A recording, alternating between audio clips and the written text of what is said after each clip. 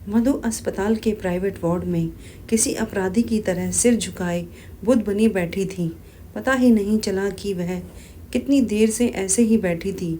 एक एक पल कई कई साल की तरह बीत रहा था। उसे रह रह कर पिछले कुछ महीनों की उथल पुथल भरी घटनाएं भुलाई नहीं भुलाई जा रही थी।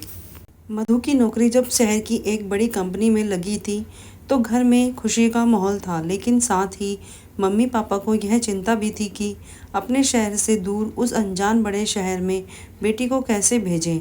आखिर वह वहाँ कैसे रहेगी।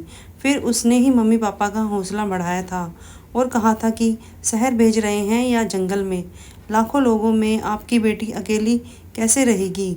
उस जैसी और भी बेटियाँ वहाँ होंगी या नहीं। जब वे लोग शहर पहुँचे तो मम्मी पापा उसे नौकरी ज्वाइन कराकर और उसकी ही जैसी 3 और लड़कियों के ग्रुप में छोड़कर घर लौट आए।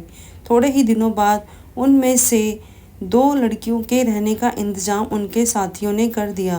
मधु और एक दूसरी लड़की जिसका नाम प्रीति था भी इसी कोशिश में लगी थी कि रहने का कुछ ठीक से इंतजाम हो जाए तो जिंदगी ढर्रे पर आ जाए। एक दिन मधु और प्रीति कंपनी में कैंटीन से लौट रही थी तो स्मोकिंग जोन से एक लड़की ने मधु का नाम लेकर आवाज़ लगाई।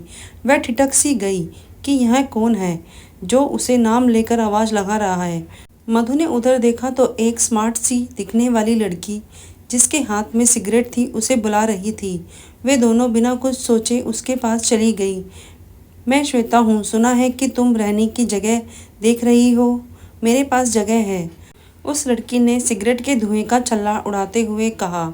हाँ, लेकिन आप। मधु को कुछ सूझ नहीं रहा था कि वह क्या बोले।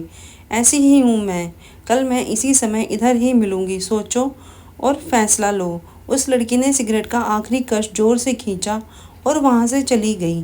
वे दोनों उसे देखती रह गई। उन्होंने श्वेता के बारे में पता किया तो पता चला कि वह खुली सोच वाली लड़की है, पर दिल की साफ। साथ ही यह भी कि वह तलाकशुदा माता पिता की इकलौती औलाद है, इसलिए इतनी बिंदास है। उसके पास अपना फ्लैट भी है जिसे वह नए आने वालों से शेयर करती है। मधु और प्रीति को तो जैसे मनचाही मुराद मिल गई। उन्होंने फ्लैट देखा और पसंद आने पर उसके साथ रहने लगी। एक दिन श्वेता की तबीयत ठीक नहीं थी, इसलिए वह उस दिन दफ्तर नहीं गई।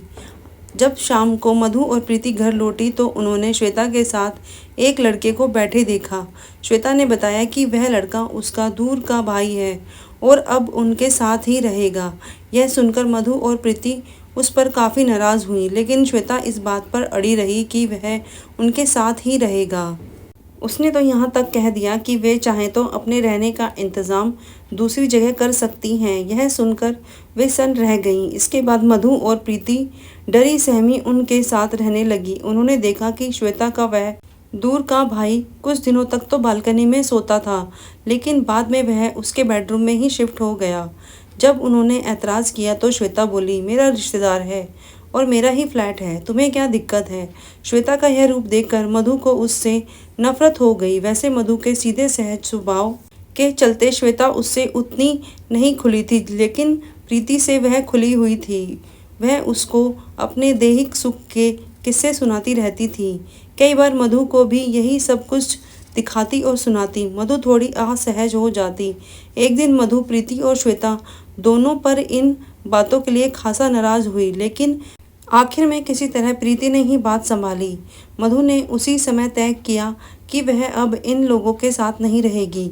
वह अगले दिन दफ्तर में पापा की तबीयत खराब होने का बहाना करके अपने शहर चली गई।